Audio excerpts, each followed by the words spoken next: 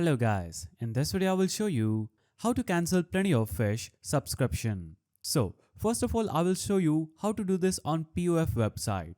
So the first step is simply logging in to the POF account on any website on your PC. Then click on the manage account button on the top of the page. There you'll have to click on your membership, then simply click on the cancel membership button. Now, I will show you how to do this on Apple Store. On your iPhone, access the Settings app, then tap on iTunes and App Store. Here, you'll have to tap on your Apple ID and tap on Media Purchases. After that, tap on View Account, then tap on Subscriptions and tap on the POF subscription.